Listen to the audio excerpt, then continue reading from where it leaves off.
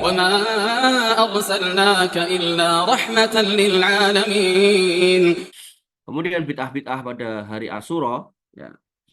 Dalam hari Asyura banyak bid'ah, di antaranya adalah adanya orang-orang yang bersuka cita dengan bercelak, mandi, pakai pacar, bersalaman, kemudian memasak makanan-makanan tertentu, di sini ada bubur merah, bubur putih, menampakkan keceriaan dan seterusnya. Saya bisa menjawab segala sanjungan hanyalah milik Allah. Tidak ada satupun hadis Nabi SAW sahih yang menerangkan hal ini dan tidak pula riwayat dari sahabat tentangnya. Para imam kaum muslimin pun juga tidak ada yang menganjurkannya, baik itu imam yang empat maupun selainnya. Tidak pula pakar-pakar karya tulis yang diakui yang meriwayatkan tentang hal ini, baik itu riwayat dari Nabi SAW, para sahabat maupun para tabiin, baik itu riwayat yang sahih maupun yang dhaif.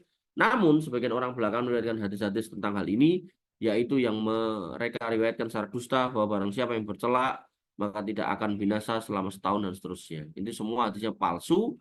Mereka membawakan riwayat yang palsu lagi, dusta, dan mengataskan namakan Nabi SAW, di mana seperti mereka mengatakan barang siapa yang melapangkan bagi keluarganya pada hari Asyura maka Allah akan melapangkan baginya setahun penuh. Semua riwayatnya adalah semua riwayat yang dusta.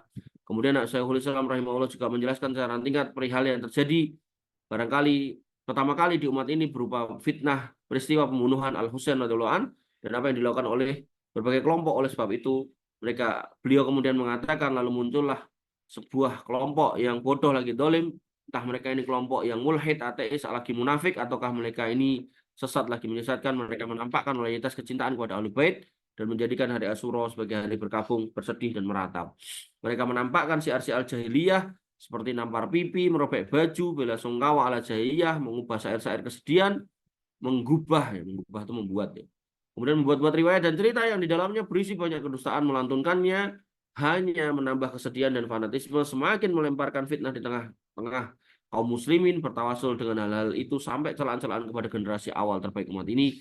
Keburukan dan bahaya mereka terhadap umat ini tidaklah terbatas hanya pada seorang pria yang memiliki kefasihan dalam bertutur kata saja, namun mereka juga ditentang oleh sejumlah kaum, entah itu kaum nawasib, yaitu penentang Ali radhiyallahu anhu yang fanatik dalam membenci Al-Husain dan ahlu baitnya, ataupun kaum yang bodoh yang menghadapi kerusakan dan kerusakan, kedustaan dengan kedustaan, keburukan dengan keburukan, dan kebid'ahan dengan kebid'ahan. Mereka lah yang membuat riwayat palsu, syariat-syariat yang palsu untuk bergembira dan bersenang hati di hari Asyura, seperti ajakan bercelak, nyemir rambut, memperbanyak nafkah bagi keluarga, masak makanan di luar kebiasaan, atau perbuatan serupa yang umumnya dikerjakan di perayaan-perayaan atau peringatan-peringatan tertentu. Akhirnya, mereka inilah yang membuat hari Asyura menjadi seperti momen-momen perayaan dan kegembiraan.